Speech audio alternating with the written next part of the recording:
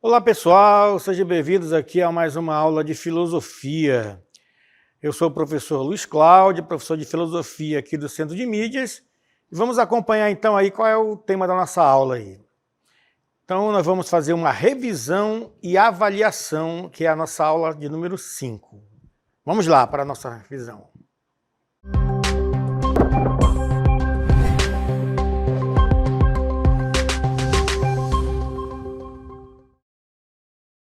Muito bem, então vamos aqui começar a nossa aula, fazendo aqui um breve olhar sobre alguns pontos importantes, que são temas da filosofia. Nós vamos começar falando sobre a questão das características do pensamento filosófico.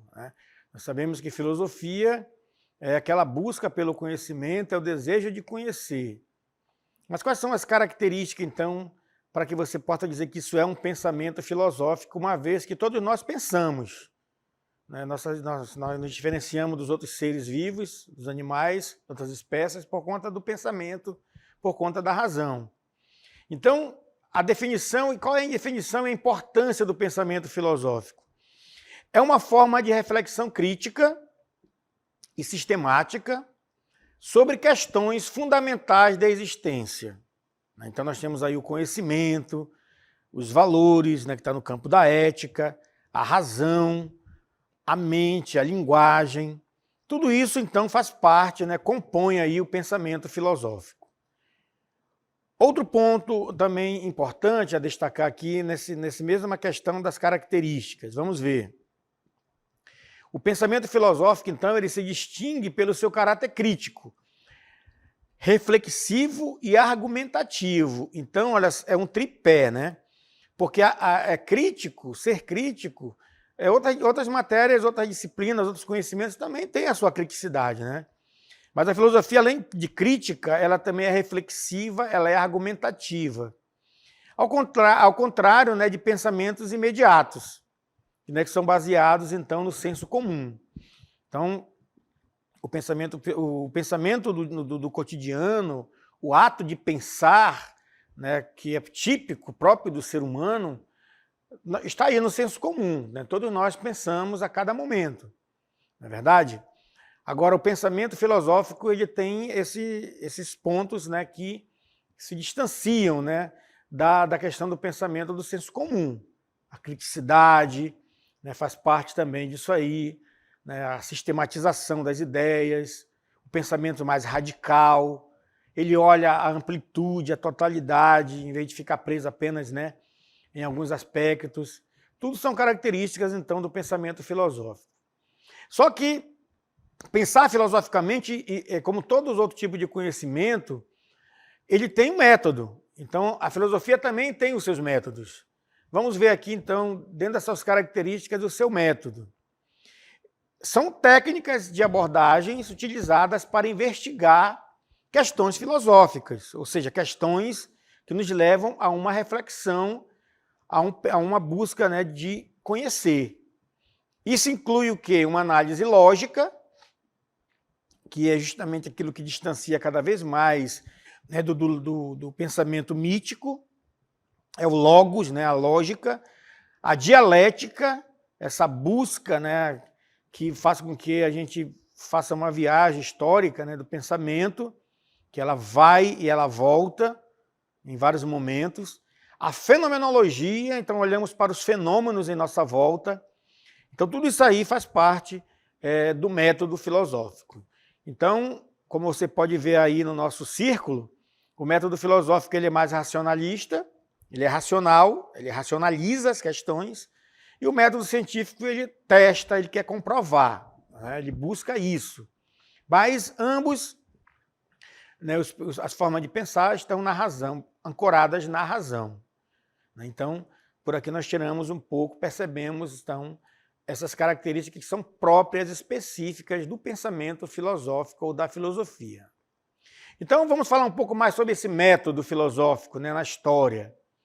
Sócrates utilizava um método, que era o método da maiêutica, a ironia e maiêutica, que nós falamos do método socrático, indagar, questionar. Aristóteles vai usar a lógica formal. Descartes vai falar do método da dúvida hiperbólica, né, que é uma dúvida sistemática, duvidar de tudo para então você buscar a verdade, o conhecimento. E nós temos aí também, já mais na frente, né, o Russell, que vai trazer então o método mais fenomenológico, que é justamente esse olhar para a realidade e os fenômenos como se apresentam à nossa consciência.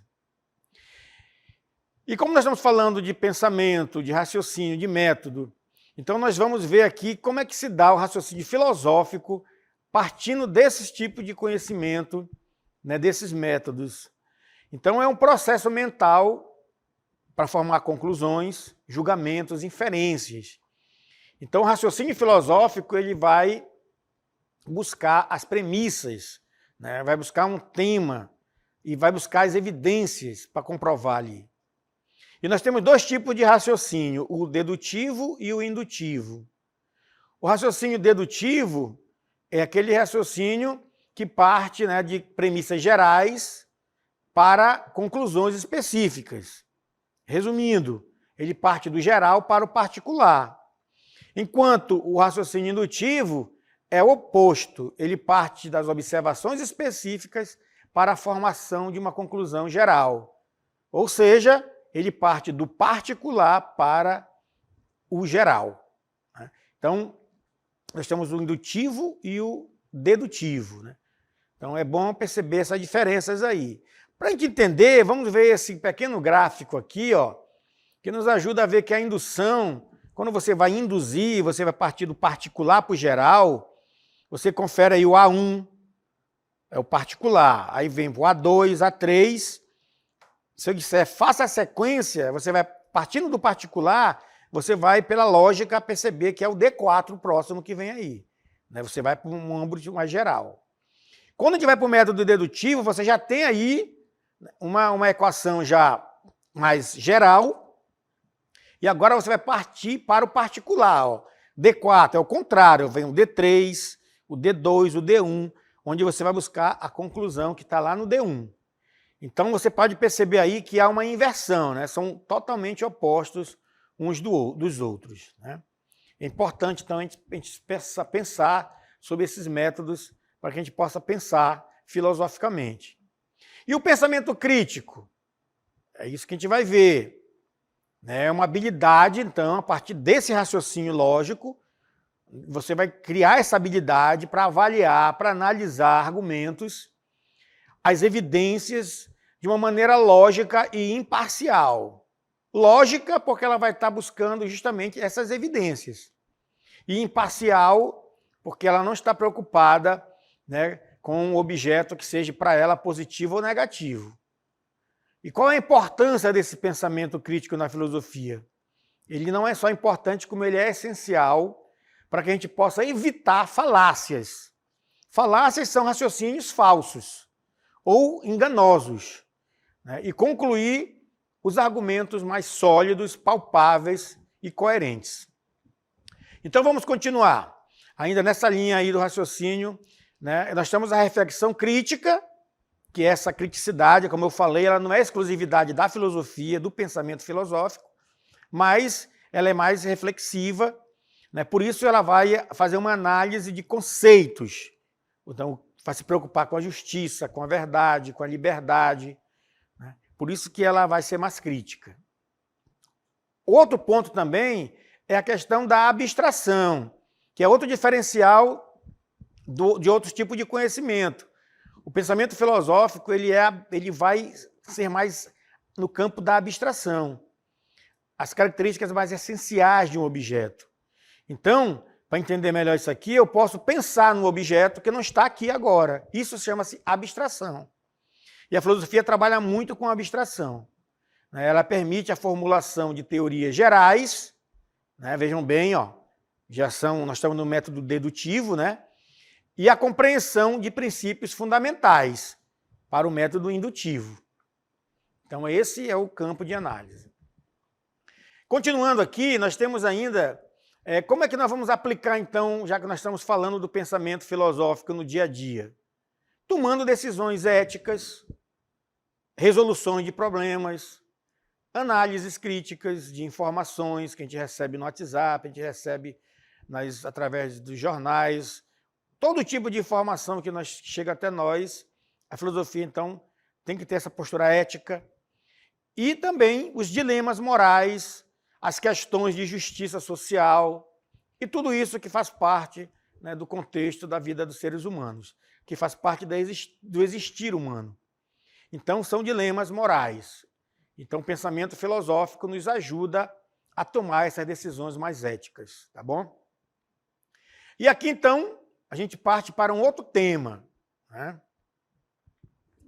que também vai nos ajudar a aprofundar essas questões éticas, esses dilemas morais, que é o tema da bioética.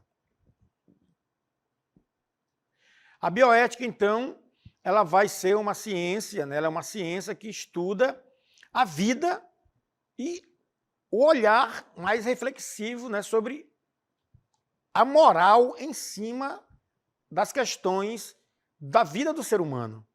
Quais são os limites e avanços na manipulação da vida humana? Esse é o questionamento, essa é a postura, né, o posicionamento da bioética. É olhar para esses limites, os avanços de tudo aquilo que é feito pela ciência para manipular a vida humana. Não é interessante isso? E quais são, então, esses limites? E quais são esses avanços? Então vamos ver agora aqui com mais detalhes, quando a gente fala desses dois pontos aí, limites e avanços, né? Primeiro, vamos entender o que é a bioética, o seu conceito, né? A bioética é um estudo, ele é interdisciplinar. Por quê? Porque ele abrange várias disciplinas, vários tipos de conhecimento, não é só a filosofia, né? E vai abordar questões éticas, que está ligado com a filosofia, questões legais, que está ligado com a justiça, e também questões sociais, que está ligado com a sociologia. Tudo isso relacionado com a vida, que é a biologia, e a saúde. Então, a bioética ela é muito ampla, ela envolve a análise de dilemas morais decorrente dos avanços científicos e tecnológicos da biomedicina. Então, gravem esse ponto aqui. Ela só existe, a bioética, por conta dos dilemas morais decorrente desses avanços da ciência e da tecnologia em relação à vida humana. Então, até onde ela pode ir, a ciência? Qual é o limite? Onde tem que dizer, pare, não dá para continuar aqui, porque está agredindo a vida humana. A bioética faz essa reflexão. E aí nós temos também a sua importância, né, na sociedade contemporânea. Ela é crucial, pessoal, porque ela vai nos ajudar, então, a pensar esses avanços, a olhar para esses avanços, vai olhar eticamente, vai proteger os direitos de quem está envolvido e também lutar pela dignidade do ser humano. Então, e quais são os princípios fundamentais da bioética? Então, nós temos a autonomia, o ser humano tem que ter autonomia para decidir sobre sua vida, a beneficência, a ação de benefício dos outros ou em benefício dos outros, promovendo o bem-estar, ela tem que promover o bem-estar, a não maleficência, que é o contrário, não causar danos para o ser humano, para o seu corpo, para a sua integridade, e a justiça, que é a distribuição equitativa dos benefícios e riscos. Então, são os grandes princípios da bioética. Tá bom? Continuando aqui, como é que nós aplicamos esses princípios? Então, aqui nós temos os exemplos que incluem o consentimento informado, né, de alguém que vai fazer uma cirurgia ou algum tipo de procedimento, tem que ter o consentimento, a informação, os recursos, né, a pesquisa clínica que tem em volta daquilo ali. Então, tem que ter várias garantias para que não agrida aquela vida que está sendo colocada ali. E aí nós entramos nos dilemas da bioética, né? Também que tem vários temas que a bioética vai tratar, a gente vai ver alguns aqui, que está ligado diretamente com os direitos, né? Com os direitos dos pacientes. o direito da pessoa que está em risco ou que está ali para ser tratada. Quais são, então, esses direitos? Primeiro, o consentimento informado. Ele tem o direito de saber, de ser informado sobre os riscos e os benefícios do que está sendo feito ali. Esse é o primeiro ponto. Basta gravar isso aí, tá? O direito de saber dos riscos e benefícios. Outro ponto, para a gente avançando aqui, o direito do paciente também inclui a confidencialidade. Tem que ser confidencial, né, o que acontece ali. Então, e o dever de fornecer cuidados permanentes e éticos. Então, são pontos fundamentais, né, nessa questão do direito do paciente. E aqui nós vamos ver também, a bioética ela vai entrar diretamente na questão da saúde pública, porque é essa saúde que é ameaçada, né? Aquilo que é oferecido para as pessoas. Quem tem dinheiro, procura o melhor que pode, né? O recurso melhor, a melhor tecnologia, mas quem não tem, né? Então vamos ver aqui alguns pontos aqui. Primeiro, a distribuição justa de recursos. Então tem que ser para todos, tá? Então, recursos tem que ser destinado para todos, não só para alguns. Exemplo dessa questão do dilema.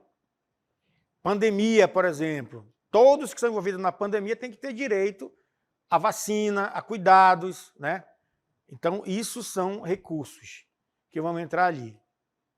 Outra coisa que a bioética também vai avançar é na biotecnologia e no meio ambiente. Porque o meio ambiente está diretamente ligado com a vida das pessoas. Na é verdade?